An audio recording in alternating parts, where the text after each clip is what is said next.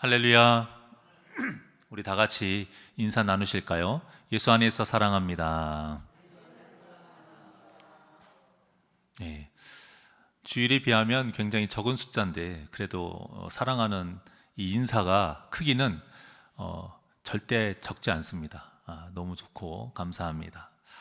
우리가 오늘 본문은 잘 아는 이야기지요. 다윗과 요나단. 우리가 흔히 다윗과 요나단 하면 신분을 뛰어넘는 정말 아름다운 우정 이야기, 보통 우리가 이렇게 생각하고 있습니다. 그런데 사실 다윗과 요나단은 친구가 될 수 없는 사이예요. 신분도 그렇지만 나이도 그렇고요. 성경학자들이 다 연구를 해보니까 다윗과 요나단의 나이 차이가 약 10살에서 20살 차이가 난다고 합니다. 그러면 중간으로 딱 15살 차이라고 우리가 가정을 해보자고요. 그러면 그때 당시와 지금의 나이는 제가 1.5를 곱해야 된다고 말씀을 드렸죠. 15살에 1.5를 곱하면 22살이 넘어요. 22년 이상의 차이가 나기 때문에 친구 사이는 될 수 없고 아버지와 아들뻘이 되는 거죠. 그나마 조금 간격을 줄인다 해도 삼촌과 조카뻘 정도 차이가 나는 거예요. 아무리 나이에 상관없이 친구가 될 수 있다곤 하지만 그것도 요즘 시대에나 통용하는 말이지 이 당시 구약 시대에는 있을 수가 없는 일이었습니다. 거기에 지금 다윗과 요나단은 처음 만난 사이예요. 처음 만난 사이고 어떠한 대화도 없었고 지금 다윗이 골리앗을 물리친 이후의 이야기입니다. 그래서 깊은 친구 관계를 이루기에는 여러 가지로 맞지가 않습니다. 무엇보다도 성경에서는 이 둘의 관계에 대해 친구나 우정의 관계를 언급한 적이 없습니다.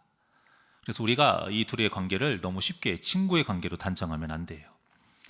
성경은 요나단이 무슨 이유로 다윗에게 호감을 느끼고 자기 생명과 같이 사랑하게 됐는지에 대해서는 설명을 하지 않습니다. 하지만 요나단이 이 다윗을 향한 그 요나단의 마음은 그저 한순간의 감정이나 즉흥적인 감정은 아니라는 것이죠. 자신이 할 수 있는 모든 것을 동원해서 다윗을 아버지 사울 왕에게서 목숨을 구해주고 또 피할 수 있도록 끝까지 도와줬던 실제적인 사랑을 했던 사람, 이 사람이 바로 요나단입니다. 이렇게 누군가를 사랑하고 먼저 손을 내밀고 끝까지 그 잡은 손을 놓지 않도록 최선을 다한다는 것은 정말 어려운 일이에요. 우리가 살다 보면 누군가를 만나서 좋은 감정을 느낄 수도 있고 좋지 않은 감정을 느낄 수도 있습니다. 우리 성도님들도 저를 처음 봤을 때 다 첫인상이 좋지는 않았잖아요. 좋았던 분도 계시지만 좋지 않았던 분도 계셨을 겁니다. 중요한 건 그 후죠. 제가 여러분들과 첫인상이 어떤 모습이었든 간에 지금 여러분들과 저의 관계가 중요한 것이고 또 앞으로의 계속 이어나갈 우리 새날교회를 끝까지 이어나갈 그 관계가 더 중요한 것이죠. 좋은 감정을 느꼈다고 한두 번의 이 호의로 자신의 도리를 다 했다고 생각하면 안 되고요. 또 좋지 않은 감정을 느꼈다고 해서 계속 그 감정으로 거리를 두고 차갑게 대하는 것도 안 됩니다. 특히 예수님을 머리로 삼고 한 몸을 이루었다고 하는 이 교회 안에서는 더더욱 이런 관계를 이어가서는 안 됩니다. 저도 지금까지 살면서 하나님과의 관계를 제외하고 가장 귀하면서도 가장 머리 아픈 일이 바로 이 사람과의 관계였습니다. 누구나가 다 마찬가지였겠죠. 다른 사람과 좋은 관계를 만드는 거, 이것처럼 많은 시간과 많은 노력과 많은 에너지가 필요한 것이 없어요. 제가 아무리 봐도. 또 좋은 관계가 된다면야 어떻게든 계속할 수 있지요. 하지만 이 노력한 만큼 좋지 않은 결과가 나올 수도 있고 오히려 더 불편해질 수도 있는 더 근심거리가 되기도 한다는 것이 문제죠. 제가 딱 봐도 건강하게 보이죠. 너무 건강하게 보이는데 우리 성도님들은 저를 너무 사랑하셔서 더 살이 쪄야 된다고 그러실 정도로 보이시지만 어쨌든 제가 병약해 보이지는 않잖아요. 보이는 것처럼 저는 그렇게 큰 병을 앓았던 적이 없어요. 그런데 딱 한 번 그나마 큰 병을 앓았던 게 이 갑상선에 문제가 있을 때가 있었습니다. 사역을 하면서. 저의 성격을 이제는 아시니까 아시겠지만 제가 웬만해서는 다 좋게 생각을 합니다. 뭐 그럴 수 있죠 하면서 이렇게 넘어가는 성격이에요. 그래서 저에게 뭐 누군가가 상처를 주고 좀 기분을 상하게 해도 저는 금방 풉니다. 그리고 다시 만날 때 저는 반갑게 진심으로 맞이하는 성격입니다. 그런데 이 같은 곳에서 계속 일을 하는 사람을 통해서 지속적으로 한 사람에게 스트레스를 받으면 이 받게 되면 이 성격으로는 해결할 수가 없는 문제더라고요. 그래서 제가 그분 때문에 굉장히 많은 스트레스를 받았나 봐요. 저도 모르게 이겨냈다고 생각을 했는데 그게 자꾸 쌓였던 것이죠. 결국에는 갑상선에 문제가 생기게 됐습니다. 당시에는 평생 약을 먹을 수도 있다라고 하셨는데 그래도 감사하게도 하나님의 은혜로 지금 약도 먹지 않고 정상으로 살아가고 있습니다. 하지만 그때 제가 갑상선인지 모르고 병원에 가기 전까지 그 몸이 안 좋았던 약 2달간이 너무나도 힘들었어요. 육적으로도 힘들었고 심적으로도 굉장히 힘들었던 기억이 있습니다. 물론 이제 그 후로 저도 부족한데요. 제가 제 자신을 봐도 부족합니다. 그런데 제가 누구를 탓하겠습니까? 이런 마음이 많이 들었고 또 그 아픈 와중에 하나님 제가 왜 그럴까요? 제가 왜 이렇게 힘들까요? 제가 문제일까요? 그분이 문제일까요? 제 마음으로는 그분이 문제인데 기도하면 할수록 네 자신을 봐라. 이런 마음을 자꾸 주셔서 제가 무엇이다고 그분을 그렇게 정죄하겠습니까? 그래서 다시 그분과의 관계를 개선하려고 제 열심히 노력했습니다. 굉장히 많은 시간이 걸렸고 많은 에너지를 소비했어요. 전보다는 좋아지긴 했습니다. 전보다는 좋아지긴 했는데 제가 만족할 만큼 관계가 좋아지지는 않았지만 그래도 감사했죠. 그런데 이런 일이 저에게만 일어나겠습니까? 저보다 더 많은 세월을 사신 우리 성도님들이 더 많은 일들이 있었겠죠. 세상에서도 말을 합니다. 사람 상대하는 일이 가장 피곤하다. 그런데 한 번 만나고 다시 안 볼 사이에서도 이렇게 쉽지가 않은데 한 교회에서 한 몸을 이뤄서 주님 오시는 그날까지 계속 한 성도로 같이 있어야 되는데 이렇게 서로 성도끼리 좋은 관계를 이루기 위해서는 얼마나 많은 시간이 필요할 것이며 얼마나 많은 서로의 노력이 필요할 것이며 얼마나 많은 에너지가 소모가 되겠습니까? 세상에서는 마음에 안 들면 얼굴 안 보면 돼요. 그만이지만 그렇게 중요한 사람이 아니면 굳이 이 힘든 과정을 안 하면 그만이지만 교회에서는 그러면 안 되잖아요. 하나님께서는 절대 성도가 그렇게 하기를 원하지 않으십니다. 성도끼리는 이런 마음을 갖지 않아야 돼요. 하나님께서 원하지 않으시니까. 요한일서 4장 7절과 8절의 말씀을 다 같이 한번 합독해 보실까요? 자, 시작. 사랑하는 자들아, 우리가 서로 사랑하자. 사랑은 하나님께 속한 것이니 사랑하는 자마다 하나님으로부터 나서 하나님을 알고 사랑하지 아니하는 자는 하나님을 알지 못하나니 이는 하나님은 사랑이심이니라. 아멘. 자, 이 말씀을 제가 간단하게 정리하자면 서로 사랑하지 않으면 하나님의 자녀가 아니다. 이렇게 지금 말씀하고 있는 겁니다. 하나님의 자녀라고 저는 생각을 하고 예수님을 구주로 영접하고 저는 반드시 믿습니다. 저는 천국에 가고 싶어요 라고 하는 것만으로는 하나님의 자녀라고 인정받지 못한다는 것입니다. 서로를 사랑해야 하나님의 자녀다라고 인정하신다라는 거예요. 그런데 사랑은 마음의 사랑이 충만하기 때문에 행하는 것은 아닙니다. 마음에 이 사랑이 충만해서 하는 사랑은 연인과의 사랑이죠. 그건 연인과의 사랑이지 하나님께서 우리에게 원하시는 사랑은 그런 사랑이 아니에요. 자, 요한일서 4장 11절의 말씀. 자, 다 같이 시작. 사랑하는 자들아, 하나님이 이같이 우리를 사랑하셨은즉 우리도 서로 사랑하는 것이 마땅하도다. 아멘. 자, 이 말씀과 같이 우리가 사랑해야 되는 이유는 하나님께 우리가 사랑을 받았기 때문에 사랑을 해야 된다는 것이에요. 사랑이 많고 사랑할 만하고 너무 내가 충만해서 사랑을 하라는 것이 아니고 내 비록 아직 상대방을 향한 사랑이 적지만 내가 하나님께 사랑을 받았기 때문에 그래서 사랑을 해야 된다는 것입니다. 그리고 사랑은 마음만 먹어서도 되는 것이 아니고 말로만 해서도 되는 것이 아니에요. 반드시 행동으로 실제적인 사랑을 해야 진짜 사랑입니다. 요한일서 같은 이어져 있는 구절인데요, 9절과 10절, 4장 9절과 10절의 말씀 시작. 하나님의 사랑이 우리에게 이렇게 나타난 바 되었으니 하나님이 자기의 독생자를 세상에 보내심은 그로 말미암아 우리를 살리려 하심이라. 사랑은 여기 있으니 우리가 하나님을 사랑한 것이 아니요 하나님이 우리를 사랑하사 우리 죄를 속하기 위하여 화목 제물로 그 아들을 보내셨음이라. 아멘. 자, 하나님께서 우리를 사랑하셨다고 말씀하실 수 있는 것은 이처럼 우리를 위해서 예수님을 이 땅에 보내셔서 우리를 살리셨기 때문입니다. 하나님의 사랑은 실제적인 진짜 사랑이지 절대 추상적이고 말뿐인 가짜 사랑이 아닙니다. 그래서 하나님의 자녀인 우리도 실제적인 진짜 사랑을 하라고 말씀하신 것이고, 사랑을 하지 않고 성도를 미워하면 하나님을 사랑하는 것이 아니다 라고 지금 말씀하고 계시는 거예요. 자, 그렇다면 어떻게 사랑을 해야 되는 것일까? 방법이야 여러 가지가 있고 모습도 여러 가지가 있죠. 그런데 그 많은 모습 중에서 오늘은 딱 요나단, 이 요나단의 모습을 통해서 우리가 한번 알아보고자 합니다.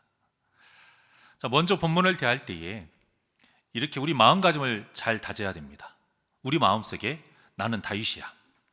그러니까 내 주위의 성도들 중에서 누가 사울왕과 같은 사람일까? 누가 요나단과 같은 사람일까? 하는 마음으로 오늘 말씀을 대하면 안 됩니다. 오히려 그 반대로 내가 다윗과 같은 우리 성도들에게, 우리 성도들이 지금 다 다윗인 거예요. 그 다윗과 같은 성도들에게 내가 지금까지 사울왕과 같이 돼 있는가, 아니면 이 요나단과 같이 돼 있는가를 살펴보면서 말씀을 대해야 됩니다. 본문의 상황을 먼저 살펴보면 40일 동안 골리앗이 아침과 저녁으로 하나님을 막 모욕을 합니다. 그런데 어느 누구 하나 이스라엘 군사 중에서 나서서 싸우지를 못해요. 벌벌 떨고 있는 상황에서 다윗이 형에게 심부름을 왔다가 그 골리앗을 보고 골리앗과 맞서 싸워서 죽인 후의 이야기입니다. 자, 이런 다윗의 모습이 아버지뻘 되는 요나단이 보기에 얼마나 좋아 보이고 사랑스러웠는지 마음이 끌린 것이에요. 개역개정, 오늘 우리가 지금 보고 있는 이 개역개정엔 마치 요나단과 다윗의 마음이 서로 맞은 것처럼 그렇게 지금 번역이 되어 있는데요, 원어적으로 번역하면 그러지 않습니다. 요나단의 마음이 다윗에게 끌린 것입니다. 물론 처음 본 사람이 이렇게 좋아 보일 수는 있어요. 40일 동안 어떤 군사도 지금 해내지 못한 일을, 갑옷도 입지 않았죠. 칼과 창과 방패를 가지고 있는 것도 아니고 그저 물맷돌로 골리앗을 쓰러뜨렸으니 얼마나 마음이 끌렸겠습니까? 하지만 이 요나단의 행동을 보면 이 단순한 끌림이 아니었던 것을 알 수가 있어요. 그 이상으로 다윗을 대했습니다. 얼마나 소중하게 다윗을 대했으면 오늘 본문에 보면 요나단이 다윗을 무엇과 같이 사랑했다라고 나와 있습니까? 자기 생명같이 사랑했다라고 지금 표현하고 있습니다. 그리고 그 사랑은 바로 실제적인 모습으로 나타납니다. 내가 사랑하기 때문에 나중에 하는 것이 아니라 내가 사랑하기 때문에 그 즉시 바로 내가 할 수 있는 최선의 것을 표현한 것입니다. 자, 다윗에게 요나단이 표현했던 그 사랑의 실제 모습이 무엇이냐면, 첫째는 다윗에게 언약을 맺도록 제시했고 서로 언약을 맺었습니다. 이게 무슨 큰일입니까? 뭐 할 수도 있는 거죠 라고 생각할 수 있지만 이것은 지금 이 시대에서나 가능한 생각이고 당시에서는 있을 수가 없는 일입니다. 자, 당시 요나단은 다윗과 나이 차이가 굉장히 많이 났습니다. 그런데 이거보다 더 중요한 것은 신분의 차이가 너무나도 컸어요. 요나단은 당시에 가장 높은 신분인 왕이었습니다. 왕의 후보인 왕자였습니다. 그리고 다윗은 당시에 가장 낮은 신분 중에 하나인 목동이었습니다. 서로 언약을 맺을 수 있는 관계가 아니에요. 언약을 맺으려면, 사람과 사람끼리 언약을 맺으려면 어느 정도 동등한 위치가 있어야 됩니다. 그리고 무엇인가 서로에게 필요한 것이 있을 때에나 가능한 것이에요. 그런데 지금 요나단은 다윗의 그런 위치가 아니에요. 그럼에도 불구하고 먼저 손을 내밀었습니다. 먼저 손을 내밀어서 지금 언약을 맺은 거예요. 자, 여기에서 중요한 것은 어떻게 이렇게 할 수가 있을까? 그 이유가 무엇일까? 그것이 아니에요.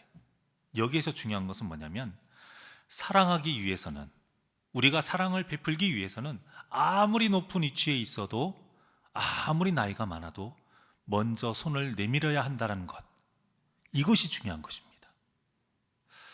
자, 사랑이 많은 교회라고 하는 교회들을 보면은 사랑이 많은 교회들에 대해서 앙케이트 조사를 하고 여러 가지 조사를 했는데 공통점을 보니까 굉장히 간단했습니다. 뭐 그렇게 복잡하고 특별하고 어려운 것이 아니었어요.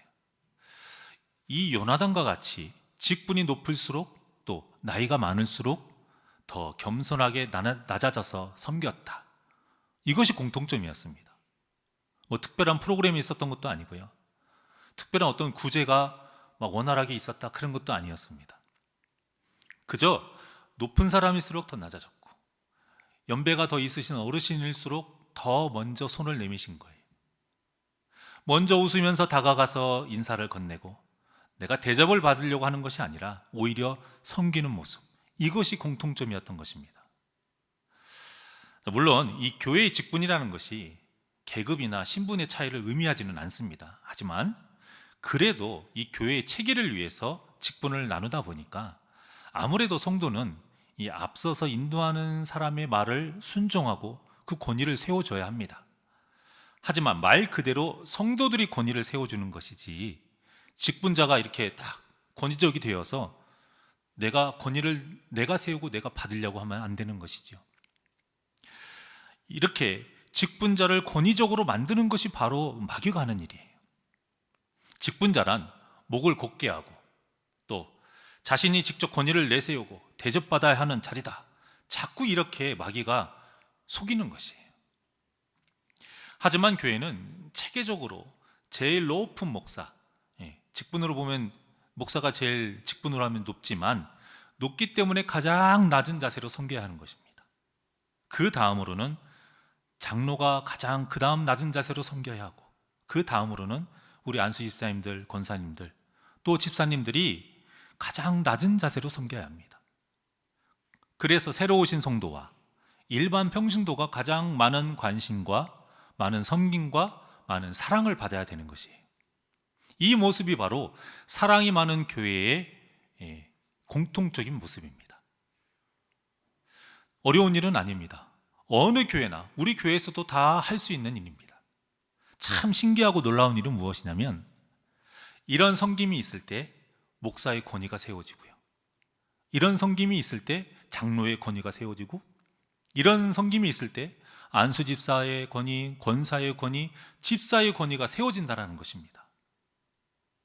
세상은 권력을 잡은 자가 자신의 권위를 세우기 위해서 권력을 가지고 막 휘두릅니다.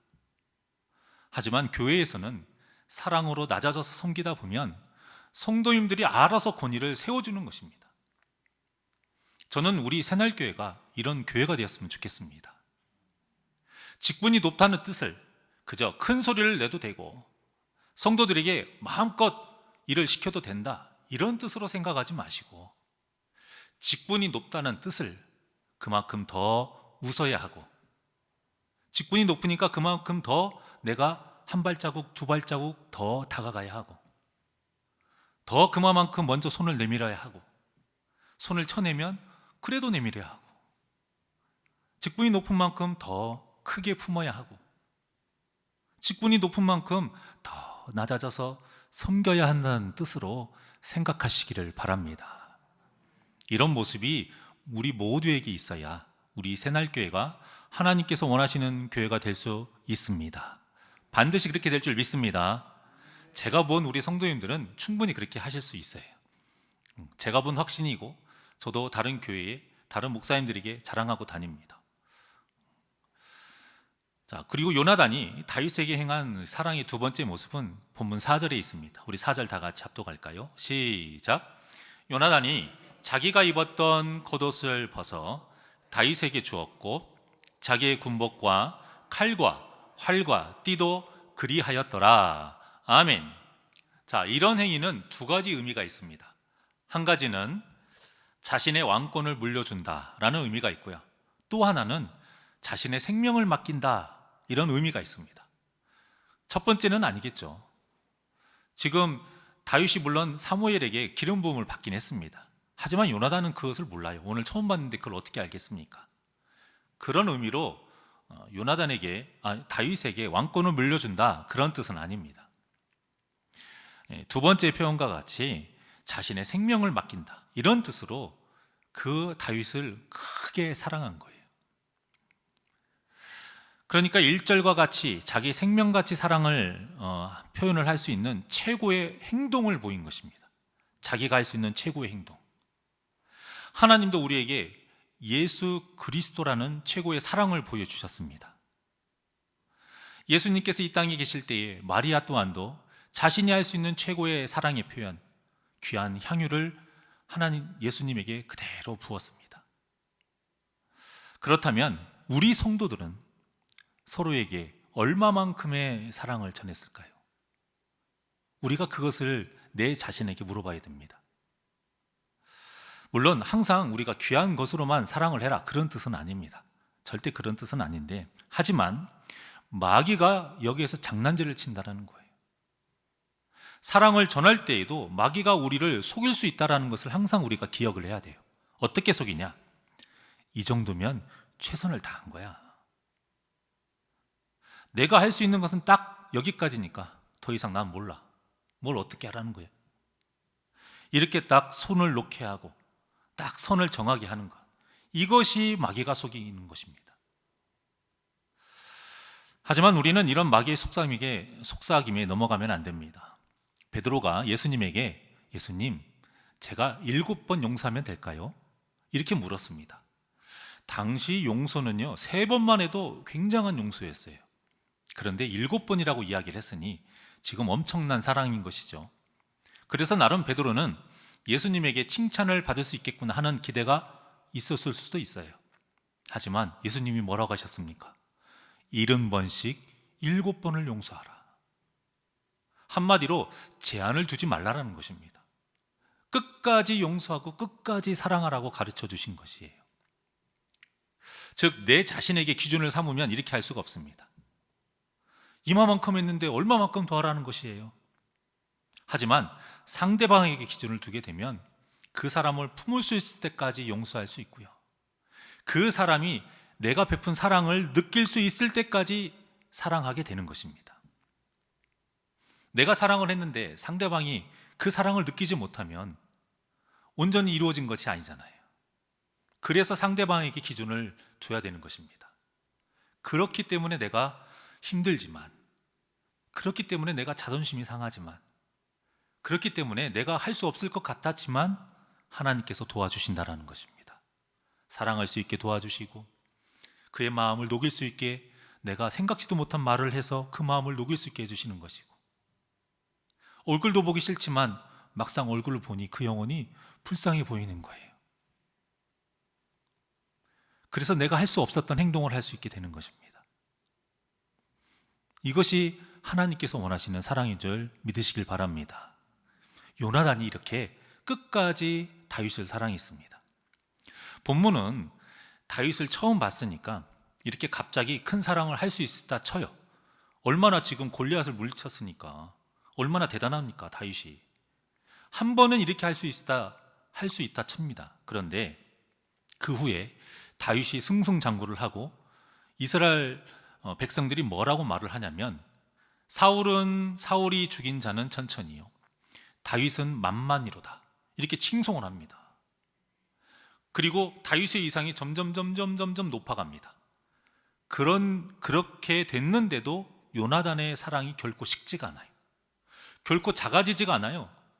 결코 달라지지 않았어요. 더 커지면 커졌지, 더 깊어지면 깊어졌지. 요나단이 다윗에 대한 어떠한 시기와 질투도 갖지 않았습니다.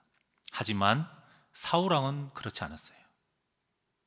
이스라엘 백성들이 다윗을 높이자 8절에 보면 뭐라고 나왔냐면, 그 말에 사울왕이 불쾌하여 심히 노했다라고 말을 하고 있습니다. 그리고 9절에 보면 사울왕이 다윗을 주목했다라고 말을 합니다. 이 주목했다라는 뜻이 뭐냐면 시기하고 질투해서 경계했다라는 뜻입니다. 지금 사울 왕의 입장에서는 충분히 위기감이 들 수 있는 상황이긴 합니다. 제가 예를 들어서 어떤 골목길에 칼국수 집을 제가 운영을 해요. 그런데 어떤 음식점도 없습니다. 음식점, 우리 칼국수 집이 맛이 좋다고 소문이 나가지고 손님들이 굉장히 많아요. 그런데 어느 날 한 가게가 음식점을 한다고 소문이 난 겁니다. 긴장이 되지요. 다른 음식을 해도 긴장이 되는데 이야기를 들어보니 유명한 칼국수집의 프랜차이즈를 한다라는 거예요. 그러면 얼마나 긴장이 되고 얼마나 위기감이 느끼겠습니까? 이런 지금 상황인 것입니다. 사울왕이. 물론 그렇다고 해서 시기와 질투를 하는 것은 당연히 옳은 것은 아닙니다. 이것은 분명한 죄이고 이런 죄를 짓도록 마귀가 항상 속인다는 것을 우리가 또 잊으면 안 돼요. 자, 그래서 12절에 한번 말씀 다시 한번 볼까요? 12절 시작. 여호와께서 사울을 떠나 다윗과 함께 계심으로 사울이 그를 두려워한지라. 자, 지금 시간이 지날수록 사울도 느낀 겁니다. 내 안에서 하나님의 영이 떠났구나. 그런데 그 하나님의 영이 저 다윗에게 지금 충만하구나. 하나님이 함께하고 계시구나. 사울이 느낀 것입니다. 그러니까 지금 다윗이 얼마나 안 좋게 보이겠습니까? 하지만 현실적으로 보면은 사울보다는 요나단이 더 다윗을 경계해야 되는 입장이에요. 자, 사울 왕은 지금 현 실세입니다. 현직 대통령이에요. 쿠데타를 일으키지 않는 이상 지금 왕을 몰아낼 수가 없는 것입니다. 그리고 현실적으로 지금 다윗은 쿠데타를 일으킬 수 있는 상황이 아니에요. 오히려 만약 다윗이 왕권을 노린다라면 누구를 타깃으로 삼아야 되겠습니까? 차기 왕 후보인 요나단을 타깃으로 삼아야 돼요. 그러니까 요나단이 더 시기와 질투가 있어야 되고 요나단이 더 경계를 해야 되는 입장인데 요나단은 그런 상황이 흘러가도 상관하지 않아요. 계속 다윗을 사랑한 겁니다. 이 요나단의 모습이야말로 진짜 사랑의 모습인 것이고 우리가 따라야 할 모습인 것입니다. 그렇다면 같은 상황에서도 사울 왕과 요나단은 무슨 이유로 이렇게 다윗을 다르게 될 수 있었을까? 자, 그것은 사울 왕은 다윗을 두고 경쟁자라고 생각을 했습니다. 하지만 요나단은 다윗을 동역자라고 생각을 한 거예요. 그러니까 사울 왕에게 다윗은 어떤 존재냐? 그저 내 것을 빼앗는 자일 뿐이에요. 내 것을 빼앗는 자니까 그렇게 악령이 나중에 휩싸이죠. 악령이 휩싸여서 그렇게 다윗을 죽이려고 했고 또 다윗이 도망가자 그 이방 땅에까지 가서 다윗을 죽이려고 평생을 쫓아다닙니다. 그러다가 결국 비참하게 죽음을 맞이하죠. 하지만 요나단은 이스라엘이라는 이 하나님의 나라를 다윗과 함께 이뤄가는 그런 동역자로 여겼습니다. 그랬기 때문에 다윗이 아무리 인정을 받고 잘 나가도 전혀 시기와 질투가 없었던 것이에요. 오히려 아버지 사울왕이 다윗을 죽이려고 할 때 목숨을 걸고 다윗을 지켰고요. 또 도망갈 수 있도록 끝까지 도왔던 인물이 바로 요나단이었습니다. 이렇게 끝까지 최선을 다해 사랑을 표현을 했던 요나단이었기 때문에 후에 다윗이 왕이 되어서 요나단의 이 언약을 이행하기 위해서 무비보셋을 찾았습니다. 요나단의 아들이 무비보셋이죠. 그리고는 무비보셋에게 왕자와 똑같은 권위를 줬어요. 그 권위의 모습이 뭐냐면 왕과 한 식탁에서 밥을 먹는 것입니다. 모든 것을 다 회복시켜줬고요. 무비보셋에게 요나단에게 해주지 못했던 사랑을 다 줬습니다. 당시 이 시대적인 상황으로서 보면은 현 정권은 전에 있던 정권의 흔적을 지우고 죽이는 것이 당연했습니다. 이것을 알았기 때문에 무비보셋의 유모가 무비보셋을 안고 도망간 것입니다. 그러다가 아이를 떨어뜨렸죠. 그래서 무비보셋이 다리를 절게 된 것입니다.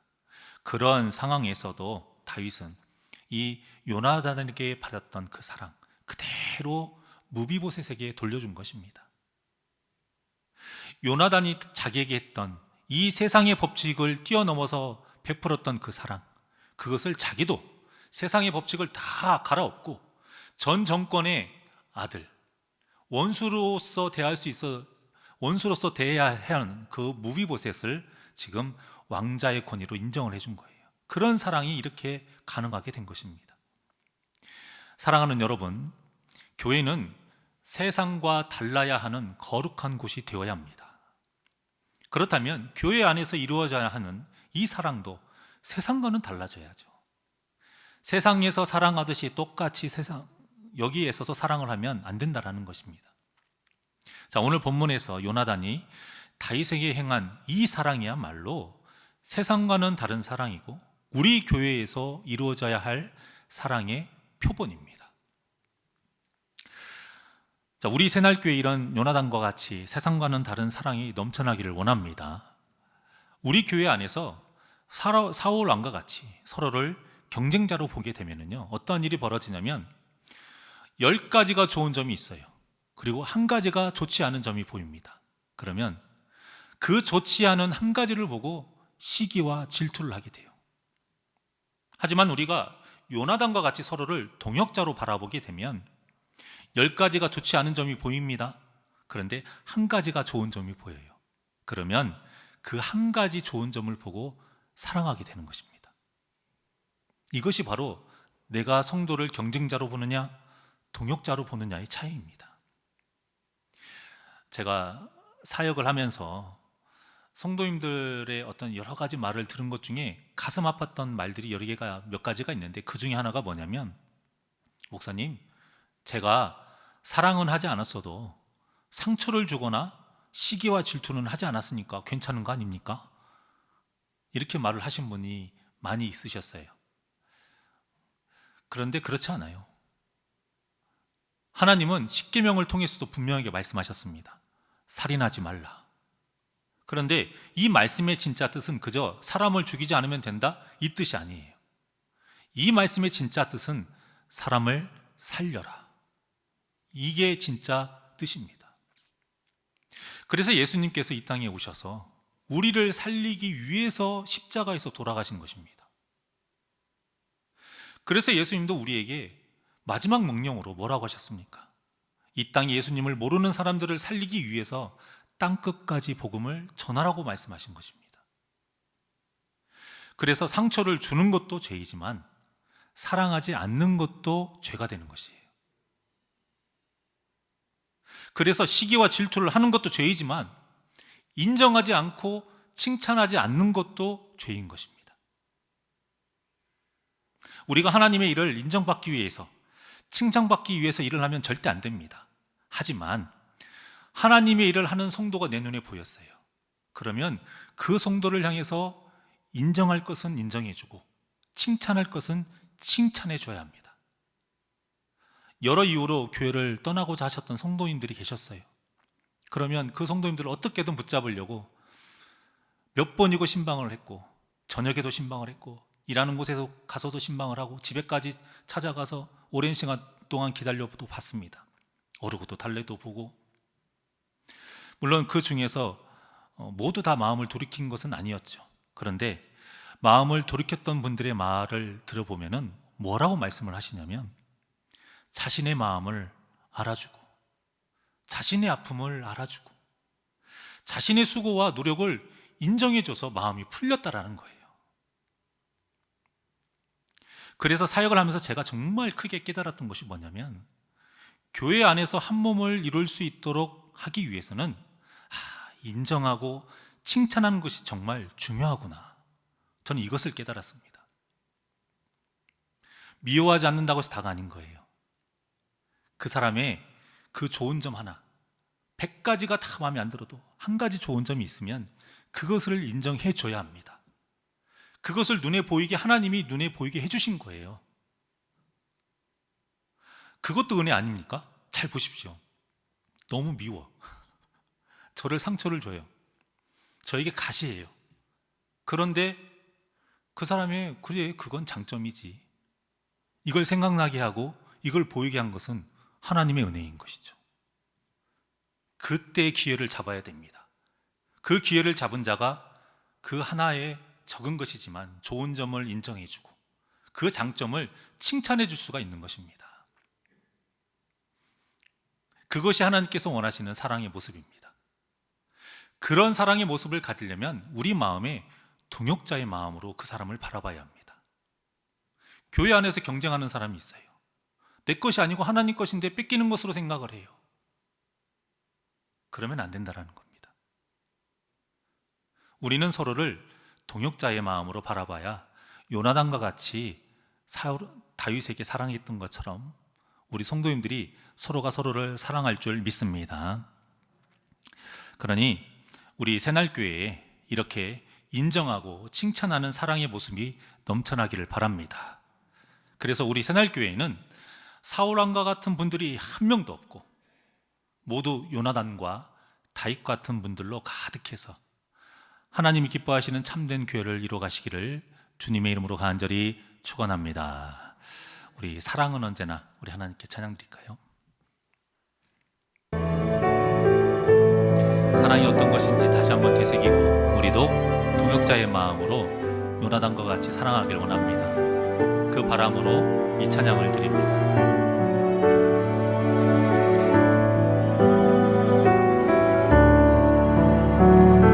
사랑은 언제나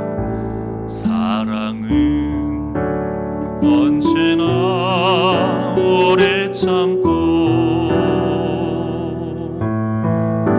사랑은 언제나 온유하며 사랑은 시기하지 않으며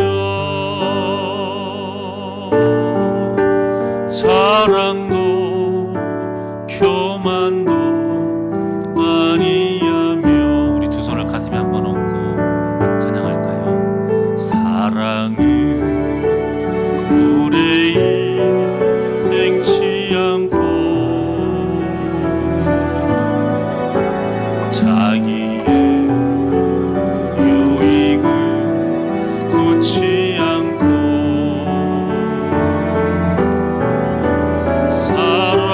사랑은 성내지 아니하며 진리와 함께 기뻐하네 사랑은 모든 것 감싸주고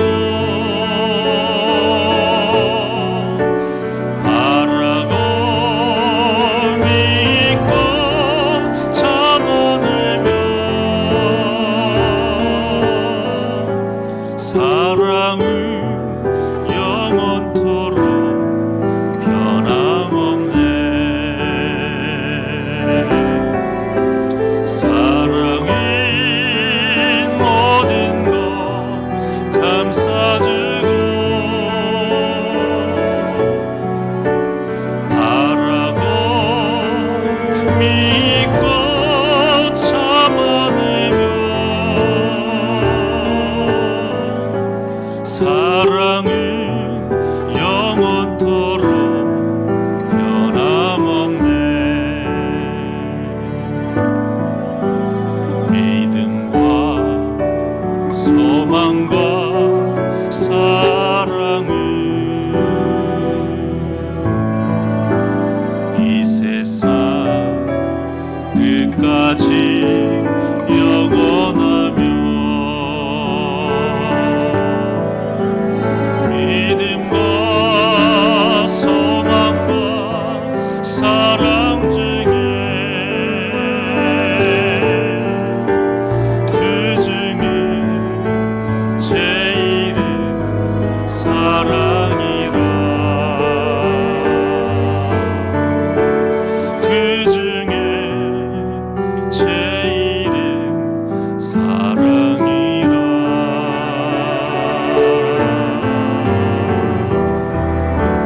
기도하시겠습니다. 언제나 우리에게 사랑을 베풀어 주시는 하나님 아버지, 주님의 그 크신 사랑에 감사를 드립니다. 주님이 먼저 우리에게 보이신 그 사랑을 받는 것에서 그치지 않고 받은 사랑을 흘려보내는 자가 되게 하여 주시옵소서. 예수님 안에서 한 몸을 이룬 성도를 동역자로 삼고 합력하여 선을 이룰 수 있도록 우리 마음속에 미움과 시기와 질투와 같은 더러운 것들이 사라지게 하시고 오직 예수님의 마음을 품어서 서로를 인정하고 서로를 칭찬하며 사랑하게 하여 주시옵소서. 감사함 예수님의 이름으로 기도하옵나이다. 아멘.